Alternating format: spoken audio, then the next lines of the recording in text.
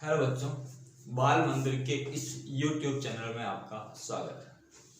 बच्चों, हम लोग शुरुआत कर चुके थे फिजिक्स के बारे में, मतलब चैप्टर फर्स्ट के बारे में। क्लास 12 का जो सिलेबस है अपना, और उसमें पहला चैप्टर है वो विद्युत आवेश।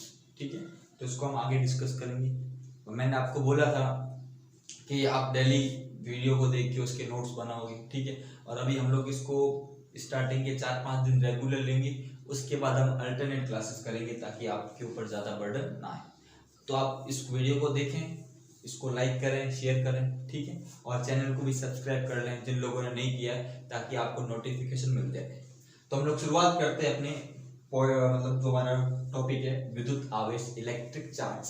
तो मैंने आपको बताया था कि विद्युत आवेश क्या होता है कि किसी भी पदार्थ है ना, उस पदार्थ का एक गुण होता है जिसके कारण वह क्या उत्पन्न करता है। एक तो वह विद्युत प्रभाव उत्पन्न करता है और दूसरा चुंबकीय प्रभाव उत्पन्न करता है। हमेशा ध्यान रखना कि जो चुंबकीय प्रभाव और विद्युत प्रभाव, जो मैग्नेटिज्म जो होता है, वो भी इसी के कारण होता है, हम बात करेंगे। और विद्युत प्रभाव अपने आवेश अपने चारों ओर क्या बनता है, क्षेत्र बनाता है, विद्युत क्षेत्र बनाता है। तो ये सब जो विद्युत प्रभाव और चुंबकीय प्रभाव उत्पन्न करता है, जो वस्तु का वह गुण जिसके कारण वह विद्युत प्रभाव और चुंबकीय प्रभाव उत्पन्न करती है, उसको क्या कहते हैं, आवेश कहते हैं।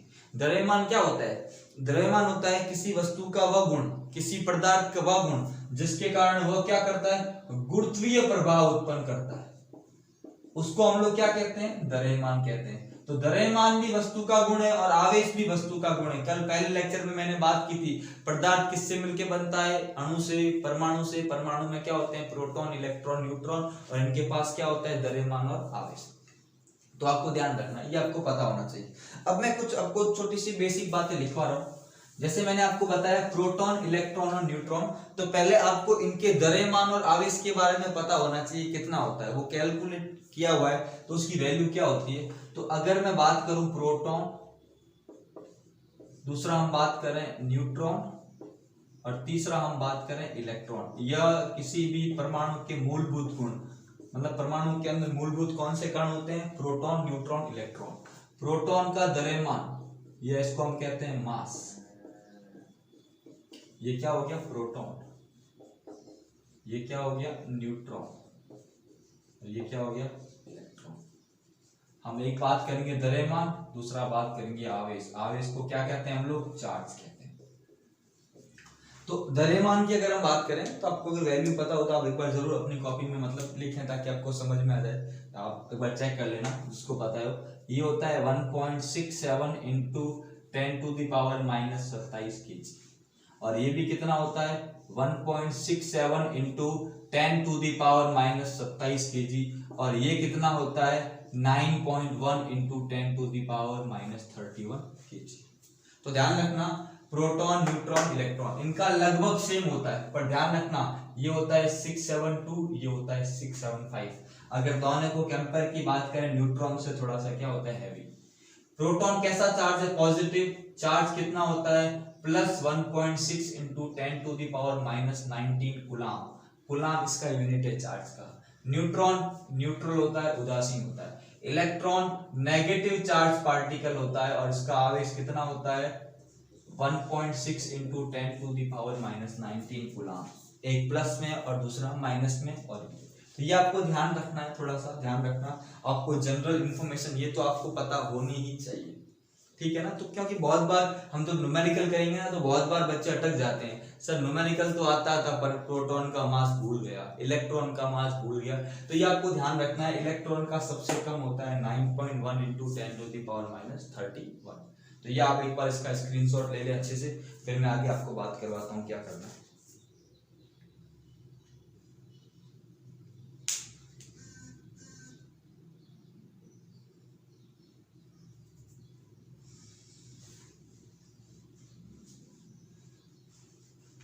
ठीक है, अब हम बात करते हैं बच्चों आवेश के बारे में, और बात करते हैं आवेश के प्रकार।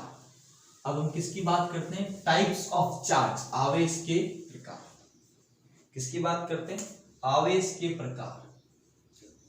आवेश के प्रकार की अगर हम बात करेंगे, तो टाइप्स ऑफ चार्ज की बात करेंगे, तो चार्ज कितने प्रकार का होता है, 2 प्रकार का होता है। कितने प्रकार का होता है? 2 प्रकार का। एक को हम बोलते हैं पॉजिटिव चार्ज धनावेश और दूसरे को बोलते हैं नेगेटिव चार्ज ऋणावेश। एक को हम क्या बोलते हैं? धनावेश, या इसको कहते हैं पॉजिटिव चार्ज, और एक हम क्या बोलते हैं? Negative charge. क्या बोलते हैं जिसको? ऋणावेश। अब आप इसको पॉजिटिव नेगेटिव नाम किसने दिया ये कभी पूछ ले, मान लो ऐसे फॉर जनरल नॉलेज, मतलब ऐसे पता होना चाहिए, एग्जाम में तो नहीं पूछते। ये पॉजिटिव और नेगेटिव नाम देने का काम किसने किया था? यह काम किया था बेंजामिन फ्रैंकलिन ने। किसने किया था? एक साइंटिस्ट था जिसका नाम था बेंजामिन फ्रैंकलिन। क्या नाम था? बेंजामिन फ्रैंकलिन, जिसने पॉजिटिव और नेगेटिव नाम दिया था, ध्यान रखना। अब समझो पॉजिटिव चार्ज का मतलब क्या है, नेगेटिव का मतलब क्या। आप बोलते हो पॉजिटिव मतलब प्रोटॉन, ऐसा नहीं होता। प्रोटॉन का मतलब जो आवेश होता है प्लस होता है, पर पॉजिटिव और नेगेटिव का मतलब क्या है। मैंने जैसे आपको कल एक बात बताई थी, कोई भी पदार्थ किससे मिलके बनता है? अणु या परमाणु। और परमाणु हमेशा क्या होता है? उदासीन। क्या होता है? उदासीन। क्यों? क्योंकि इसमें प्रोटॉन और इलेक्ट्रॉन आपस में क्या होते हैं? बराबर। किसी भी परमाणु में जितने प्रोटॉन उतने ही क्या है? इलेक्ट्रॉन। नंबर ऑफ प्रोटॉन और नंबर ऑफ इलेक्ट्रॉन हमेशा क्या होता है? बराबर होता है, इसलिए वो क्या होता है? उदासीन। पर अगर मान लो किसी परमाणु में से इलेक्ट्रॉन को हम लोग क्या करें? उसमें से निकाल लें, या इलेक्ट्रॉन की क्या कर दें? कमी कर दें, इसको बोलते हैं डेफिशिएंसी। क्या बोलते हैं इसको? डेफिशिएंसी। डेफिशिएंसी का मतलब इलेक्ट्रॉन की कमी कर दी। इलेक्ट्रॉन की कमी करने पर ये ऑटोमेटिक क्या हो गया? ज्यादा। इस केस में वो कैसा बन जाएगा? धनावेश। और अगर मैं इलेक्ट्रॉन क्या कर दूं? ऐड कर दूं, जोड़ दूं, इसको बोलेंगे इलेक्ट्रॉन की अधिकता। ज्यादा अच्छा वर्ड क्या है? इलेक्ट्रॉन की अधिकता। इसको बोलते हैं एक्सिस ऑफ इलेक्ट्रॉन। इस केस में वो कैसा हो जाएगा? ऋणावेश। तो धनावेश कोई बोल रहे हैं, इसका मतलब क्या है? उसके पास पॉजिटिव चार्ज और नेगेटिव दोनों है, पर नेगेटिव की क्या है? कमी है। ध्यान रखना, धनावेश का मतलब क्या है? इलेक्ट्रॉन की कमी, डेफिशिएंसी ऑफ इलेक्ट्रॉन। और ऋणावेश का मतलब क्या है? इलेक्ट्रॉन की अधिकता। हमेशा आवेश जो है ना, एक वस्तु से दूसरी वस्तु में जाता है, वो किसके रूप में जाता है? इलेक्ट्रॉन के रूप में। तो हमेशा इलेक्ट्रॉन की कमी या इलेक्ट्रॉन की बढ़ोतरी होगी। ऐसा नहीं बोलेंगे प्रोटॉन ज्यादा है प्रोटॉन कम। इलेक्ट्रॉन की कमी का मतलब ऑटोमेटिक प्रोटॉन क्या होगी? ज्यादा। इसको बोलते हैं डेफिशिएंसी ऑफ इलेक्ट्रॉन। इसको क्या बोलते हैं? Deficiency of electron. इसको बोलते हैं एक्सेस ऑफ इलेक्ट्रॉन। आप बोलोगे सर 2 चार्ज पार्टिकल है, एक है प्रोटॉन एक है इलेक्ट्रॉन, आप केवल इलेक्ट्रॉन की कमी या इलेक्ट्रॉन की अधिकता लिख रहे हैं, प्रोटॉन के बारे में नहीं लिख रहे। क्यों? क्योंकि हमेशा इलेक्ट्रॉन ही मूव करता है। प्रोटॉन कभी भी एक वस्तु से दूसरी वस्तु में, एक पदार्थ से दूसरी पदार्थ में नहीं जाता। हमेशा ध्यान रखना किसका स्थानांतरण होता है? ध्यान रखना इलेक्ट्रॉन का स्थानांतरण होकर वस्तुएं आवेशित होती है। ध्यान रखना वस्तुओं का आवेशन या वस्तुएं जो चार्ज होगी वो हमेशा इलेक्ट्रॉन के स्थानांतरण के कारण होती है। वस्तुएं आवेशन क्यों होता है? कोई वस्तु पॉजिटिव होगी कोई नेगेटिव होगी, कब होगी? जब उसमें इलेक्ट्रॉन का स्थानांतरण, क्योंकि ज्यादातर वस्तुओं में प्रोटॉन और इलेक्ट्रॉन आपस में क्या होते हैं? बराबर होते हैं। तो इलेक्ट्रॉन के स्थानांतरण के कारण है। आप बोलोगे प्रोटॉन का स्थानांतरण क्यों नहीं होता? तो 2 कारण है। इलेक्ट्रॉन का स्थानांतरण क्यों होता है, प्रोटॉन का नहीं होता? देखो, इलेक्ट्रॉन के स्थानांतरण के मुख्य कारण या क्यों इलेक्ट्रॉन का स्थानांतरण होता है प्रोटॉन का नहीं होता है, 2 चीजें। पहला, इलेक्ट्रॉन प्रोटॉन की तुलना में बहुत हल्के हैं। मैंने मास बताया था, इलेक्ट्रॉन का मास कितना बताया था? 9.1 इंटू 10 की घात -31 किलोग्राम, और प्रोटॉन का 1.67 इंटू 10 की घात -27। तो ध्यान रखना ये जो इलेक्ट्रॉन है ना, वो इससे लगभग 2000 गुना, 1836 लगभग 2000 गुना क्या होता है? हल्का होता है। तो पहला कारण क्या लिखेंगे? इलेक्ट्रॉन प्रोटॉन की तुलना में लगभग 2000 गुना, ये एग्जैक्ट कितना बोलेंगे 1836 गुना क्या होता है, हल्का होता है।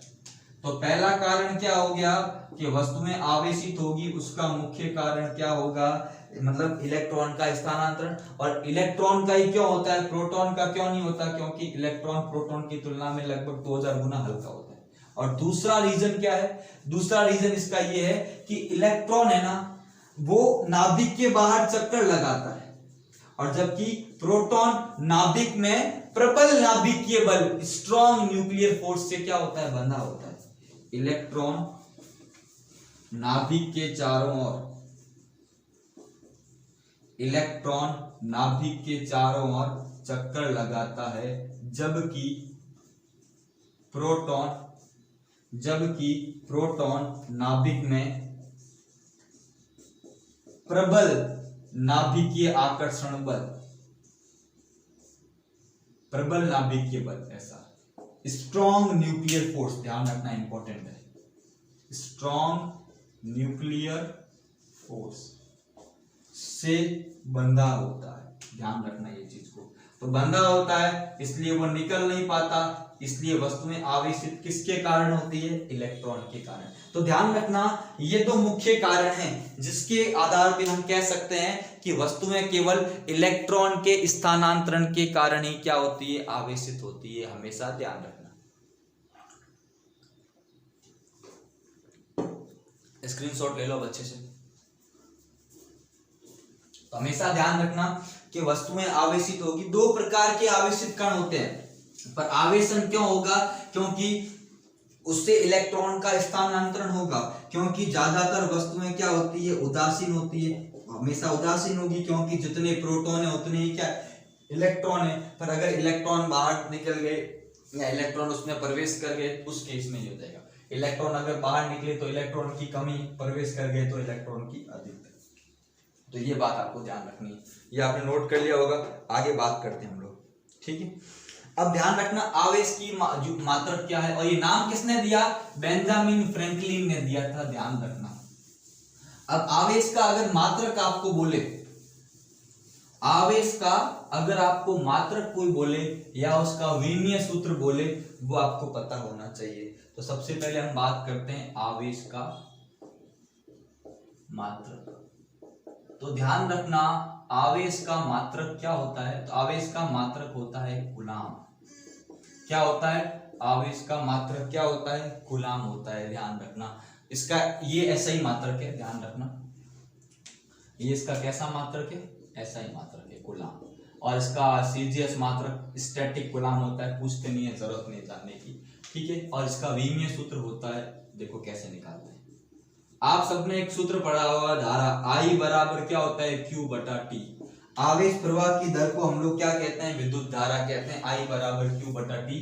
तो Q बराबर क्या आ जाएगा, I इंटू T। तो ध्यान रखना इसका एक मात्रक क्या बन जाएगा, बन जाएगा एम्पियर इंटू सेकेंड। क्या बन जाएगा, एम्पियर इंटू सेकेंड। यहीं से विमीय सूत्र क्या बनेगा, A1 P1, M0 L0 A1 P1, ये इसका क्या बन गया, विमीय सूत्र। ये भी आपको ध्यान होना चाहिए, नोट कर लो इसको अच्छे से। अब इसका छोटा सा स्क्रीनशॉट ले लो, फिर मैं कुछ आवेश की कुछ गुणों की बात करता हूँ, कुछ इंपॉर्टेंट फैक्ट्स और पढ़ेंगे हम लोग, इसको नोट कर लो, ठीक है। अब हम बात करते हैं आवेश की कुछ इंपॉर्टेंट फैक्ट्स के बारे में, कुछ स्पेसिफिक गुण, विशेष तथ्य, आवेश से संबंधित महत्वपूर्ण तथ्य, आवेश से संबंधित महत्वपूर्ण तथ्य, आवेश से संबंधित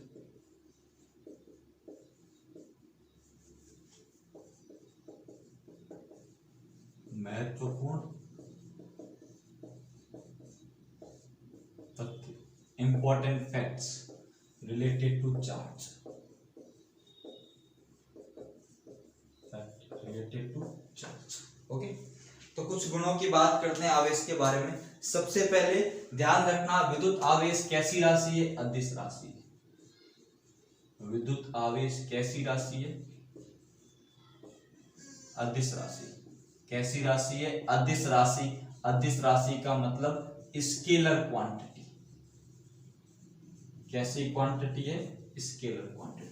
आपको ध्यान रखना, क्योंकि यहाँ पर कोई दिशा विशा की जानकारी हमको जरूरत नहीं है। तो कैसी राशि है? अदिश राशि। कैसी राशि है?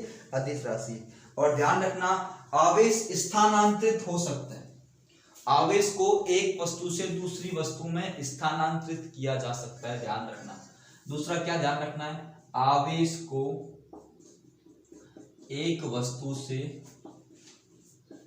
दूसरी वस्तु में स्थानांतरित किया जा सकता है। किसके रूप में? इलेक्ट्रॉन के रूप में स्थानांतरित किया जा सकता है। तो आवेश किसके रूप में स्थानांतरित होता है?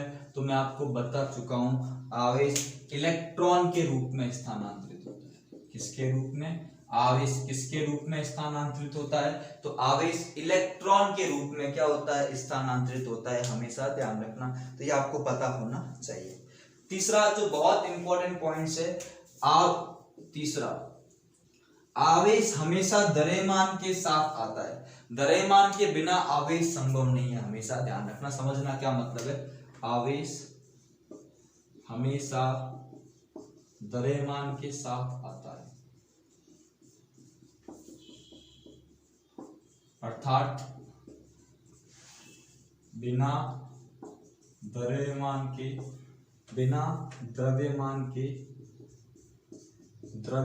के आवेश का अस्तित्व संभव नहीं, या आवेश का अस्तित्व नहीं होता है। Charge always comes with mass. हमेशा ध्यान रखना, इसको कैसे लिखते हैं इंग्लिश में?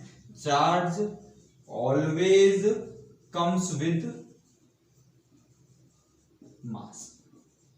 मतलब समझना, मैंने अभी आपको क्या बताया? आवेश, कोई वस्तुएं आवेशित हो रही है किसके कारण? इलेक्ट्रॉन के स्थानांतरण के कारण। और इलेक्ट्रॉन जब एक वस्तु से दूसरी वस्तु में जाएगा तो इलेक्ट्रॉन के पास दो चीजें होती है, एक होता है द्रव्यमान, एक होता है आवेश।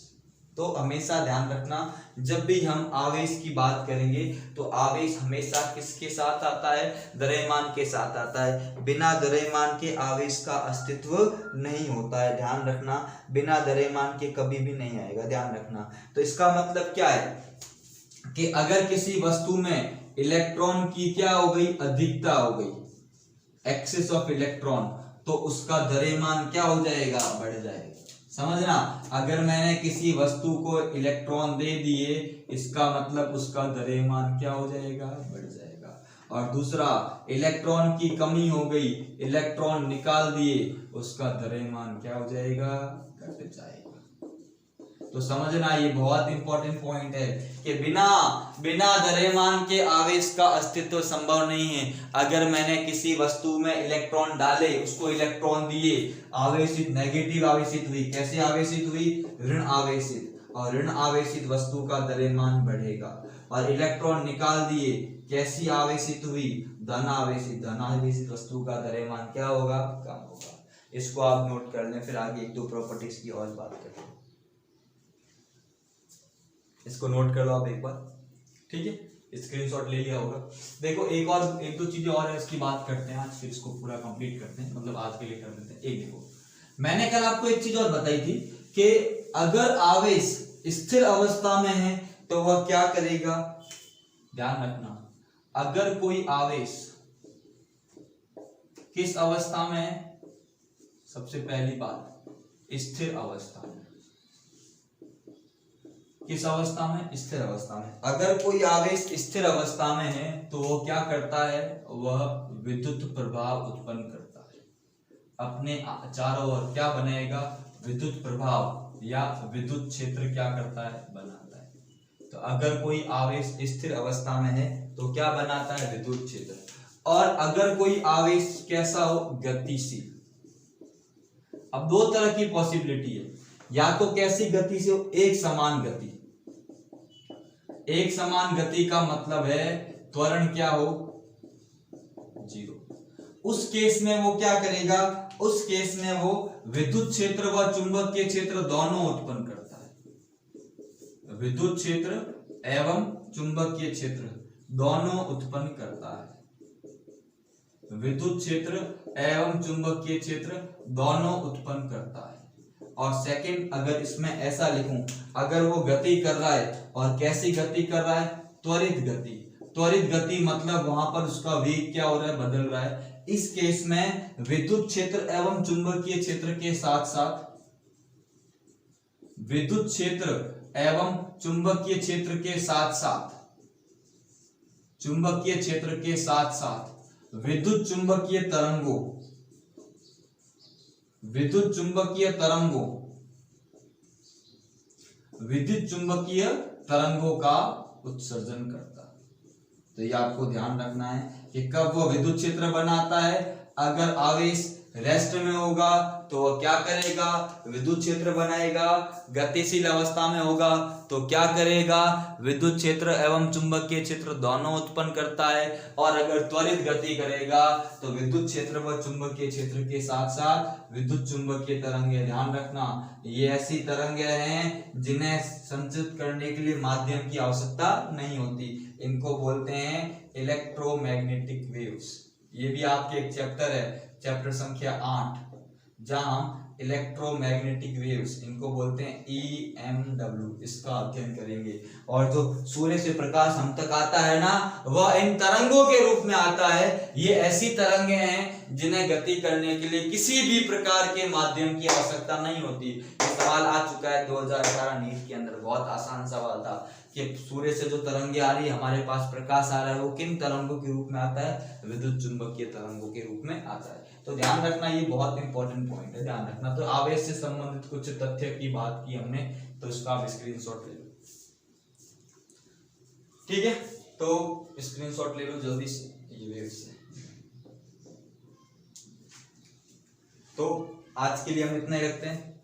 अगले लेक्चर के अंदर मैं आवेश से संबंधित कुछ और बातें करूंगा। बेटा आवेश आराम से कर रहे हैं हम लोग, आप खाली अच्छे से नोट्स बनाते रहे और घर से बाहर ना निकलें। अभी भले ही लॉकडाउन हट गया है, फिर भी आप अपने घर से बाहर ना निकलें, घर में रहें, सुरक्षित रहें, परिवार वालों का ध्यान रखें और पढ़ाई करते रहें, ठीक है बच्चों? थैंक यू सो मच आज के लिए।